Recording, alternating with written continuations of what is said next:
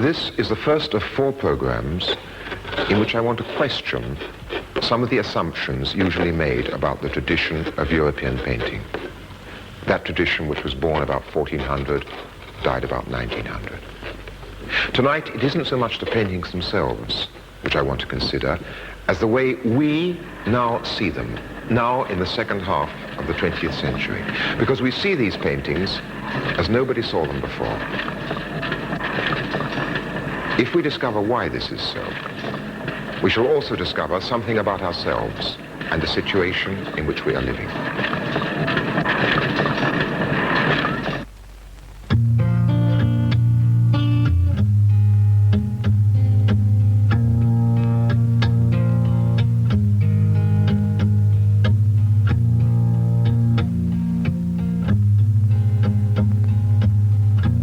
The process of seeing paintings or seeing anything else is less spontaneous and natural than we tend to believe. A large part of seeing depends upon habit and convention. All the paintings of the tradition used the convention of perspective, which is unique to European art. Now, perspective centers everything on the eye of the beholder. It is like a beam from a lighthouse, only instead of light traveling outwards, appearances travel in. And our tradition of art called those appearances reality. Perspective makes the eye the center of the visible world. But the human eye can only be in one place at a time. It takes its visible world with it as it walks. With the invention of the camera, everything changed. We could see things which were not there in front of us. Appearances could travel across the world. It was no longer so easy to think of appearances always traveling regularly to a single center. I am an eye, a mechanical eye. I, the machine, show you a world the way only I can see it. I free myself for today and forever from human immobility. I'm in constant movement. I approach and pull away from objects. I creep under them. I move alongside a running horse's mouth. I fall and rise with the falling and rising bodies. This is I, the machine, maneuvering in the chaotic movements, recording one movement after another in the most complex combinations. Freed from the boundaries of time and space, I coordinate any and all points of the universe wherever I want them to be. My way leads towards the creation of a fresh perception of the world. Thus I explain, in a new way, the world unknown to you. Those words are from a manifesto written in 1923 by Dziga Vertov, the Russian film director. And the images are from a film he made in 1928 called The Man with a Movie Camera. The invention of the camera has changed not only what we see, but how we see it. And in a crucial but quite simple way, it has even changed paintings painted long before it was invented. The painting on the wall, like a human eye, can only be in one place at one time. The camera reproduces it, making it available in any size, anywhere, for any purpose. Botticelli's Venus and Mars used to be a unique image, which it was only possible to see in the room where it was actually hanging.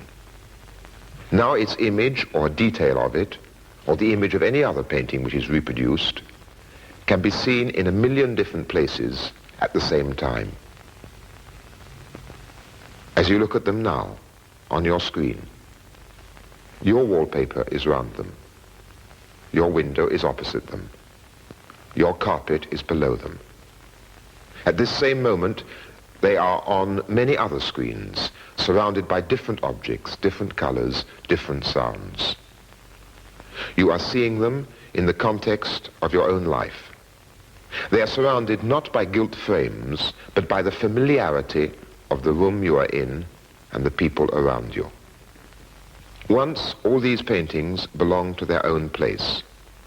Some were altarpieces in churches. Originally, paintings were an integral part of the building for which they were designed. Sometimes, when you go into a Renaissance church or chapel, you have the feeling that the images on the wall are records of the building's interior life. Together, they make up the building's memory. So much are they part of the life and individuality of the building. Everything around the image is part of its meaning. Its uniqueness is part of the uniqueness of the single place where it is. Everything around it confirms and consolidates its meaning.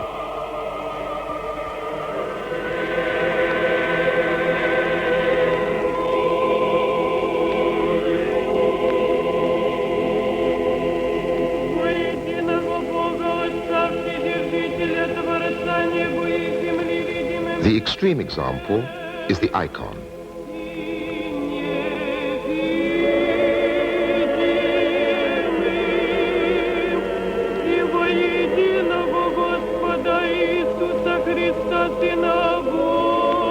Worshippers converge upon it.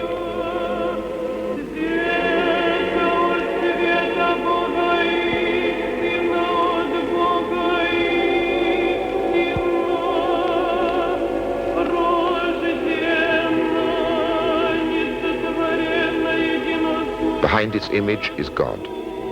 Before it, believers close their eyes. They do not need to go on looking at it. They know that it marks the place of meaning.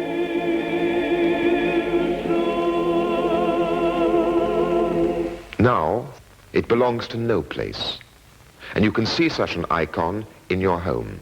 The images come to you. You do not go to them. The days of pilgrimage are over. It is the image of the painting which travels now, just as the image of me standing here in this studio travels to you and appears on your screen. The meaning of a painting no longer resides in its unique painted surface, which it is only possible to see in one place at one time. Its meaning, or a large part of it, has become transmittable. It comes to you, this meaning, like the news of an event. It has become information of a sort. The faces of paintings become messages, pieces of information to be used, even used to persuade us to help purchase more of the originals, which these very reproductions have in many ways replaced. But, you may say, original paintings are still unique. They look different from how they look on the television screen or on postcards. Reproductions distort. Only a few facsimiles don't. Take this original painting in the National Gallery. Only what you are seeing is still not the original. I'm in front of it. I can see it. This painting by Leonardo is unlike any other in the world. The National Gallery has the real one. It isn't a fake, it's authentic. If I go to the National Gallery and look at this painting, somehow I should be able to feel this authenticity. The Virgin of the Rocks by Leonardo da Vinci. It is beautiful for that alone. Nearly everything that we learn or read about art encourages an attitude, an expectation, rather like that. The National Gallery catalogue is for art experts. The entry on this painting is about 14 pages long, densely written. They are about who commissioned the painting, legal squabbles, who owned it, its likely date, the pedigree of its owners. Behind this information lie years of research. What for? To prove beyond any shadow of doubt that it is a genuine Leonardo, and to prove that an almost identical painting in the Louvre is in fact a replica. French art historians try to prove the opposite. For this drawing by Leonardo, the Americans wanted to pay £2.5 million.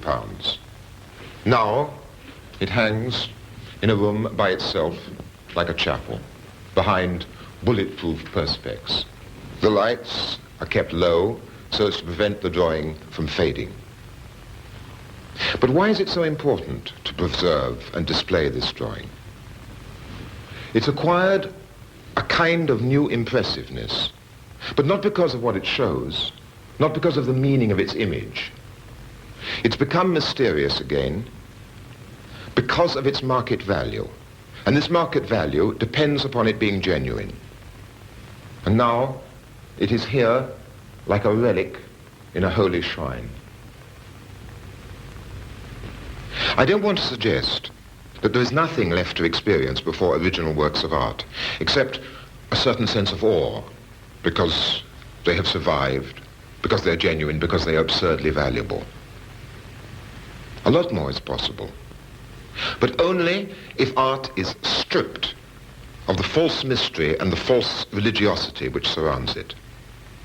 This religiosity, usually linked with cash value, but always invoked in the name of culture and civilization, is in fact a substitute for what paintings lost when the camera made them reproducible.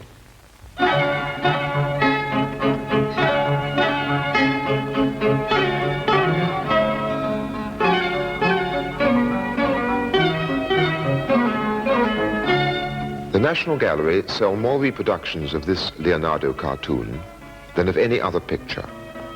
But what are the meanings these reproductions acquire in each home when they're hung or pinned to the wall?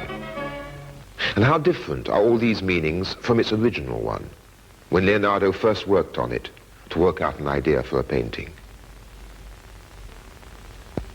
The camera, by making the work of art transmittable, has multiplied its possible meanings and destroyed its unique original meaning.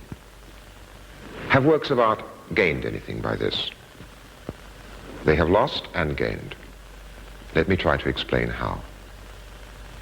The most important thing about paintings themselves is that their images are silent, still. I can't demonstrate the stillness, for the lines on your screen are never still. And in a sense, the pages of a book are never still. But I can demonstrate the silence.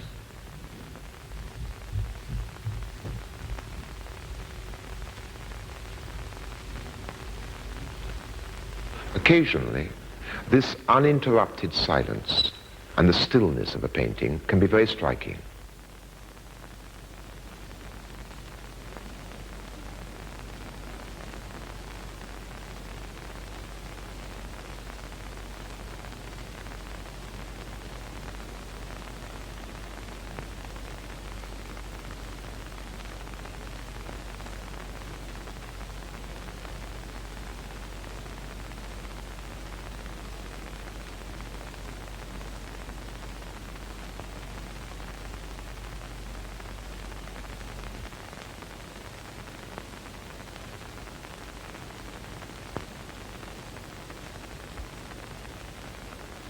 The experience of this has almost nothing to do with what anybody teaches about art.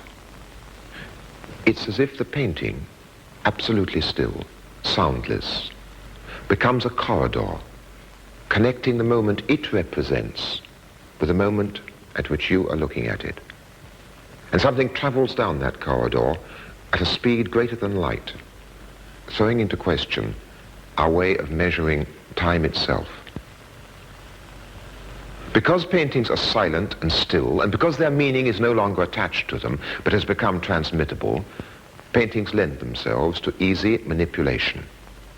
They can be used to make arguments or points which may be different, very different, from their original meaning.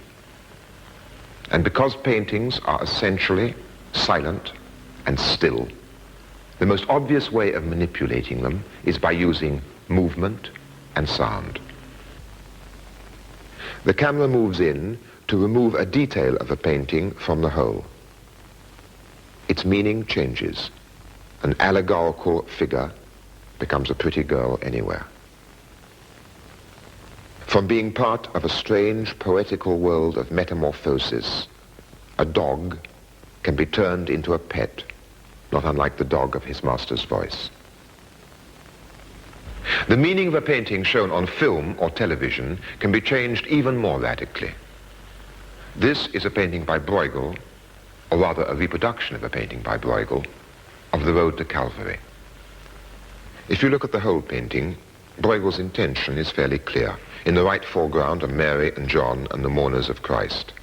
Christ carrying the cross is in the middle distance, carried forward by the crowd, which is making its way to the place of the crucifixes, far away on the right, where a circle of onlookers has already gathered. If you look at the whole picture, you see that it is about grief, about torture, and above all about the callousness, the eager inquisitiveness, the superstitious drive of the crowd. If it sets out to be a religious painting, it is an oddly secular one.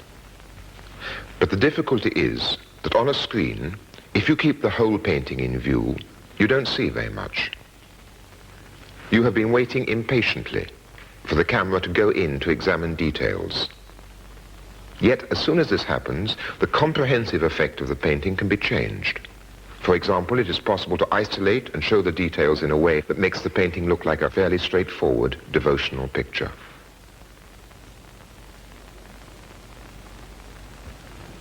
With a different camera movement again, it can be shown as an example of landscape painting. Or details can present it to you in terms of the history of costume or social customs. Most easily, it can be presented as a story. The two thieves being carted to the place of crucifixion, Christ carrying the cross. In a film sequence, the details have to be selected and rearranged into a narrative which depends on unfolding time. Yet, in the painting as a whole, all these elements are there simultaneously. In paintings, there is no unfolding time. As well as by the movements of the camera, paintings are modified and changed by the sounds you hear when looking at them. Here is a landscape, a cornfield with birds flying out of it. Look at it for a moment in silence. Now, supposing I say whilst you look at it, this is the last picture Van Gogh painted before he killed himself.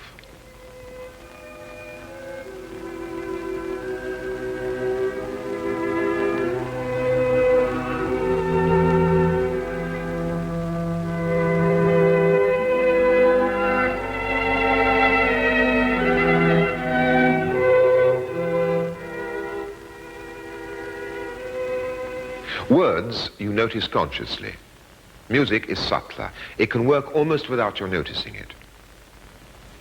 How often do you consciously notice the music played over paintings on television? Yet music and rhythm change the significance of a picture. Here's a painting by Caravaggio. Here are details of this painting cut to music from an Italian opera. No so quale far, mandela i parenti, per farmi smatar. Mandela in campagna, in l'erba la magna. Anche che parlasse come il deserto voler predicar. Sergei abiti nel noce, ho prova tutto, niente se fa, niente.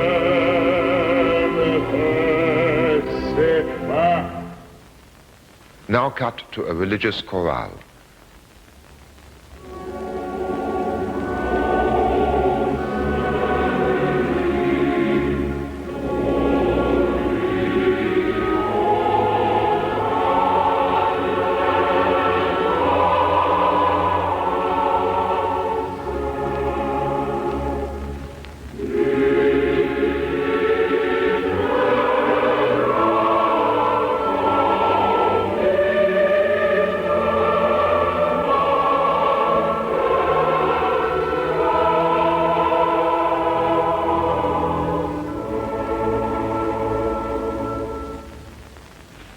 I've said that as soon as the meaning of a painting becomes transmittable, this meaning is liable to be manipulated and transformed.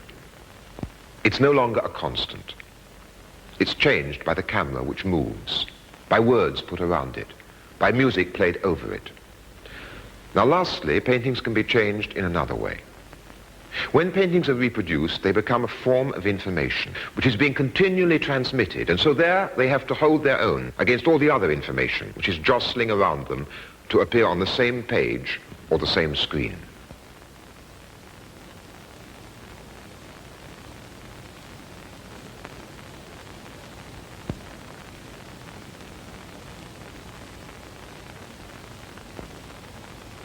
The meaning of an image can be changed according to what you see beside it or what comes after it.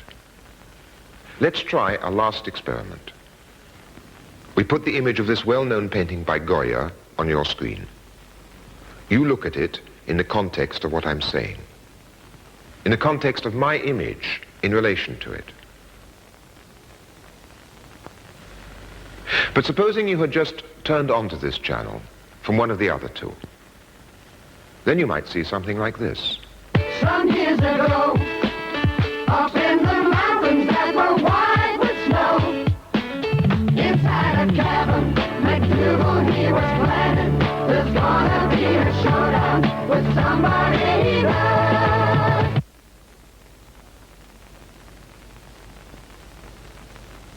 And supposing now you turn off from our channel onto one of the others.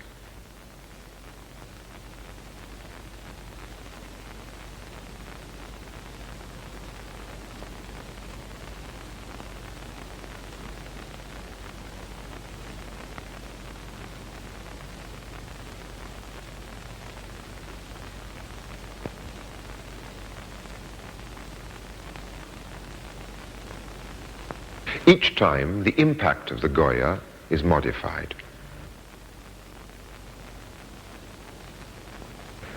I've now emphasized the ways in which reproduction makes the meaning of works of art ambiguous. This is not as negative as it necessarily sounds if we realize what is happening. What it means, in theory, is that reproduction of works of art can be used by anybody for their own purposes. Images can be used like words. We can talk with them. Reproduction should make it easier to connect our experience of art directly with other experiences. You can sometimes see how naturally this begins to happen when, for instance, children or adults pin up reproductions alongside snapshots or their own drawings or pages from magazines.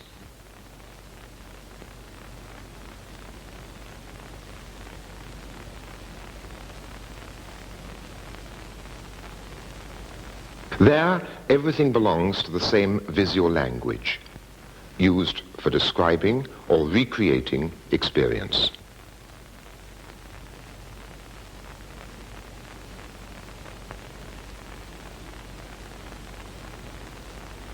What so often inhibits such a spontaneous process is the false mystification which surrounds art. For instance, the art book depends upon reproductions.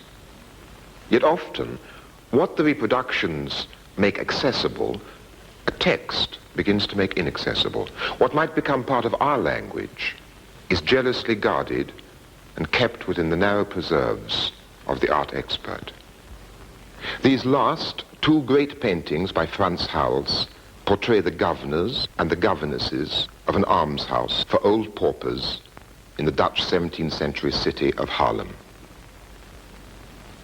Hals, an old man of over 80, was destitute. Most of his life he had been in debt. During the winter of 1664, the year he began painting these pictures, he obtained 3 loads of peat on public charity. Otherwise, he would have frozen to death. Here, he paints the official portraits of the administrators of such public charity.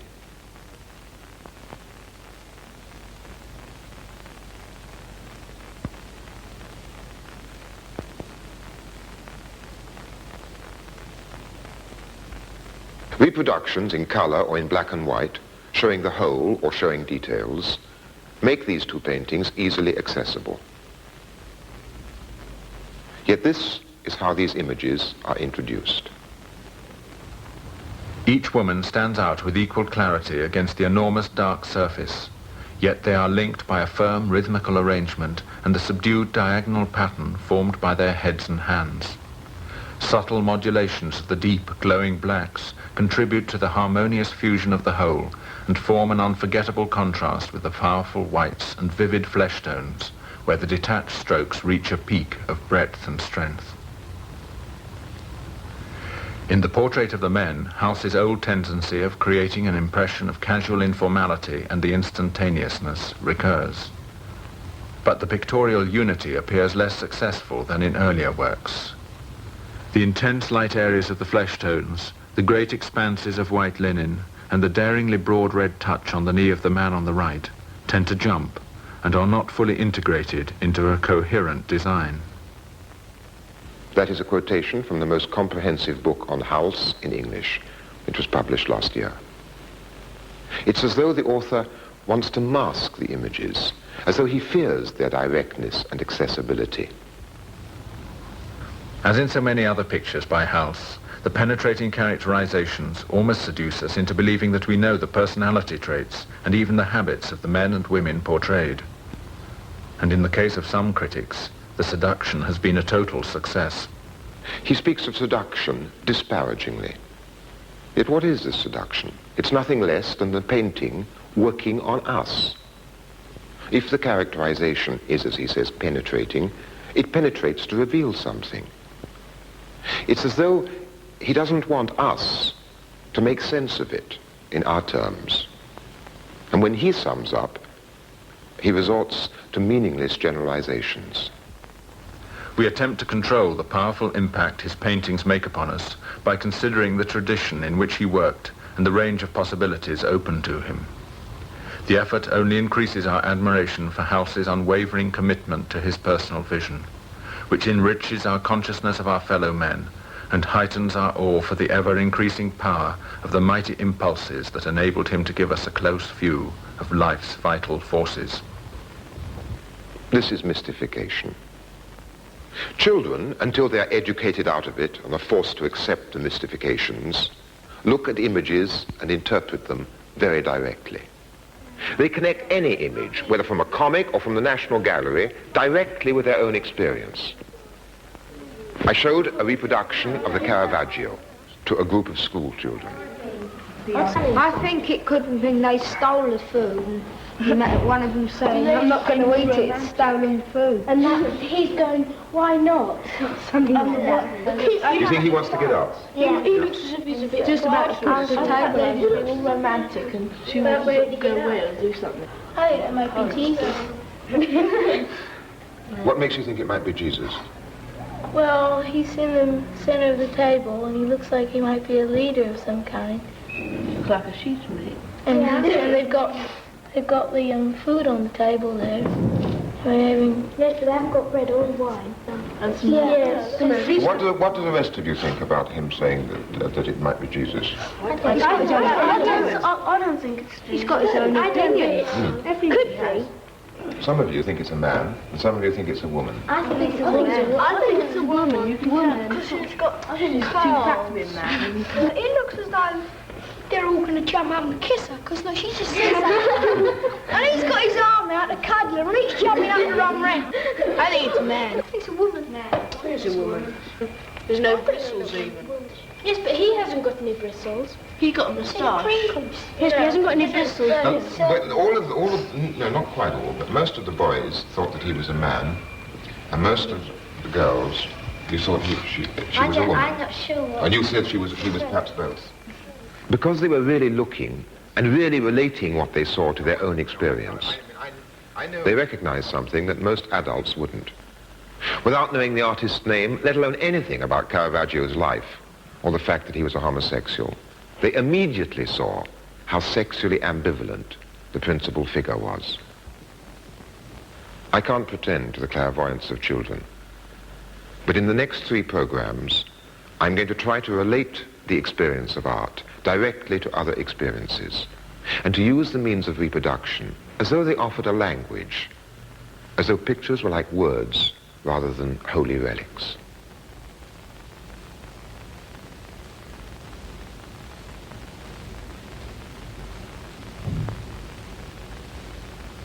How we see women, possessions, advertisements and their promises, which surround us on every side.